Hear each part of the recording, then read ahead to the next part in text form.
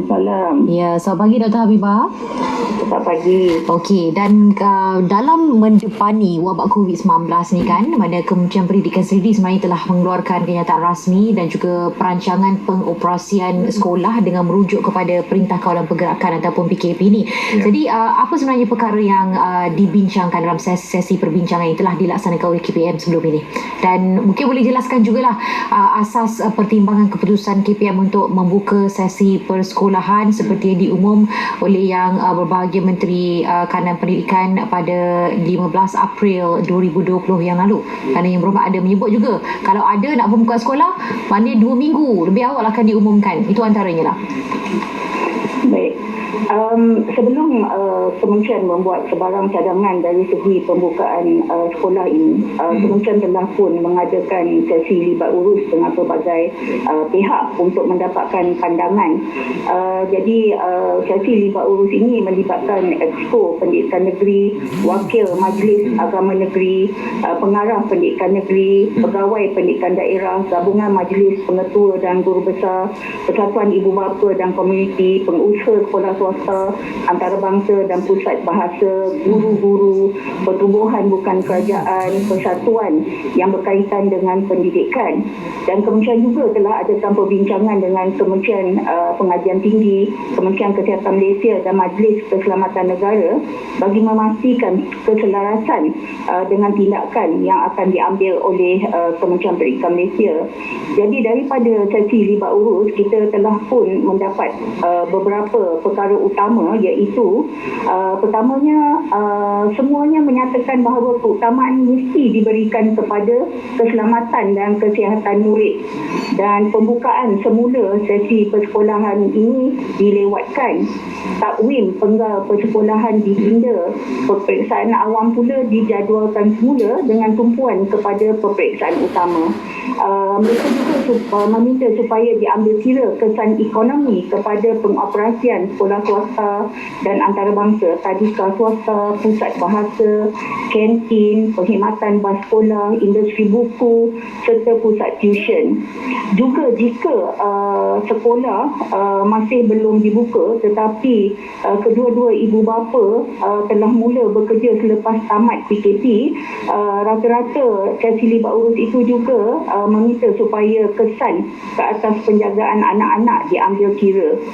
Jadi itu adalah antara dapatan utama daripada sesi libat urus yang dibuat, dan daripada dapatan itulah maka Kementerian telah mengemukakan cadangan kepada Kabinet pada 15 hari bulan tentang pembukaan sekolah dan juga melewatkan peperiksaan awam yang utama, iaitu SPM, SDM, STPM dan juga STAM.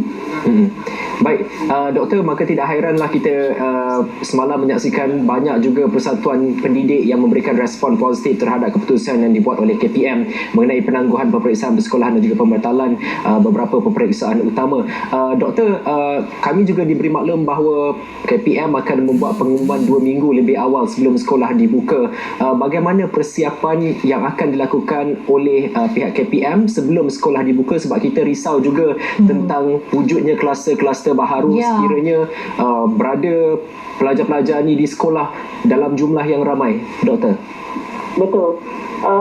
Kalau kita betul tu jumlah yang terlibat adalah seramai, kalau murid keseluruhannya ialah 5.4 juta orang, sementara guru kita pula hampir 460,000 orang. Jadi kalau kita buka keseluruhan sekolah yang melebihi 10,300 buah, maka ia akan melibatkan pergerakan yang besar-besaran lah, dan ini sukar untuk kita kawal dari segi keselamatan dan kesihatan. Oleh itu Kementerian sentiasa berhubung dengan KKM dan juga MKN untuk menentukan tarikh pembukaan sekolah ini.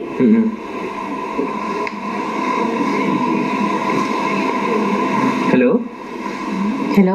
Okey. Oleh itu, bagi memastikan sesi persekolahan akan berjalan dengan lancar, KPM sedang memutamatkan penyediaan garis panduan pengurusan sekolah pasca PKP.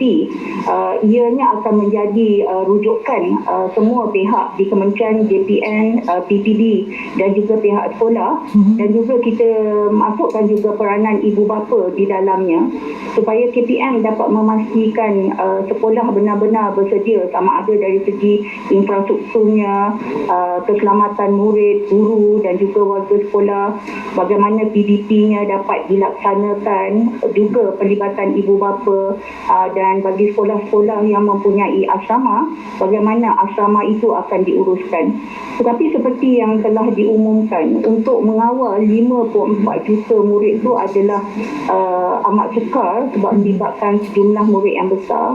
Oleh itu kita akan buka secara berperingkat supaya yang terlibat dengan kelas peperiksaan awam itu sahaja dan juga sekolah peperiksaan antarabangsa yang setara yang akan dimulakan dahulu, dan itu pun atas nasihat daripada Kementerian Kesihatan dan juga Majlis Keselamatan Negara, dan kita akan umumkan 2 minggu sebelum sekolah dibuka supaya ibu bapa boleh membuat persediaan awal dan pihak sekolah juga boleh membuat persediaan awal. Contohnya dari segi penjarakan sosial, bagaimana pada waktu sekolah nak buka itu kita boleh susun atur sekolah murid supaya kalau biasanya bilik darjah boleh memuatkan antara 30 hingga 35 orang murid, tapi kalau kita nak buat penjarakan sosial 1 meter antara satu sama lain, maka bilik darjah tu cuma boleh memuatkan antara 20 hingga 25 orang saja. Jadi bagaimana kita boleh aturkan, mungkin kelas kena pecah 2 ataupun dinding kelas yang fleksibel perlu dibuka. Mungkin ada pihak sekolah perlulah memikirkan bagaimana cara yang paling baik untuk melakukannya di sekolah masing-masing. Kementerian akan memberi garis panduan cadangan, tetapi perlulah disesuaikan di pihak sekolah. Okey. Dan dari segi aspek sesi pembelajaran murid, adakah ia akan berjalan seperti biasa, sebab ini satu rutin baru yang akan dilalui oleh para pelajar kita ini. Jadi sudah ada satu pindaan yang telah pun dirancang. Betul. Jadi keadaan ini seperti dikatakan bukanlah satu kebiasaan yang kita telah lakukan sebelum ini. Ini adalah satu kebiasaan baharu ataupun new normal yang kita akan lakukan. Oleh itu, bila PKP fasa 1 dimulakan sehinggalah sekarang, dalam fasa 1 murid-murid pada waktu itu melalui cuti persekolahan penggal, maka mereka tidaklah melaksanakan PPP. Tetapi bila PKP itu dilanjutkan dalam fasa 2 mulai 1 April, Kementerian telah pun mengeluarkan garis panduan supaya pelaksanaan pengajaran dan pembelajaran itu berlaku di rumah. Jadi guru-guru menyediakan bahan-bahan pengajaran di rumah, dan pelajar juga, murid juga belajar di rumah masing-masing mengikut garis panduan itu. Jadi kita sedar bahawa terdapat perbezaan dari segi akses kepada teknologi komunikasi, maka kita percaya bahawa guru kita mempunyai kreativiti dan kebijaksanaan bagi merancang dan juga melaksanakan pengajaran dan pembelajaran dengan mengambil kira akses kepada komunikasi ini. Jadi kalau boleh menggunakan sama ada telefon dalam bentuk WhatsApp ataupun social media yang lain, ataupun boleh merujuk kepada buku teks, buku kerja dan sebagainya, sebagainya, ataupun kalau yang mempunyai akses kepada teknologi yang lebih baik dan juga kepada konektiviti, maka boleh juga dibuat pembelajaran dalam talian menggunakan pelantar dan juga aplikasi yang disediakan oleh kementerian. Juga kita telah menyediakan TV pendidikan mulai 6 hari bulan April supaya kita hendakkan murid tidak ketinggalan dalam pembelajaran semasa PKP. Dan selepas PKP pun jika yang peringkat-peringkat lain belum mula pergi ke sekolah, ini akan diteruskan, iaitu belajar dari rumah, home based learning kita kata. Tetapi bagi yang akan menghadapi peperiksaan, kita sedar bahawa pembelajaran secara bersemuka itu akan lebih efektif, sebab bila kita ambil kira dari segi akses kepada teknologi komunikasi ini, kita tahu bahawa ia tidak sama antara satu sama lain, bandar, luar bandar dan sebagainya. Maka terpaksa kita mengutamakan kelas peperiksaan awam ini untuk dimulakan dahulu.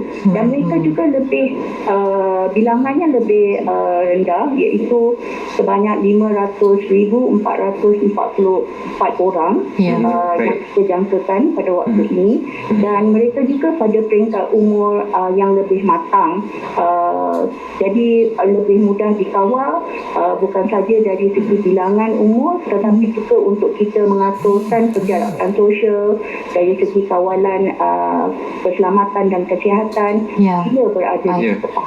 Baik. Baik. Terima kasih. Terima kasih Dr. Habibah Abdul Rahim, Ketua Pengarah Pelajaran Malaysia bersama kita pada pagi ini, berbicara berkaitan dengan peranan Kementerian Pendidikan Malaysia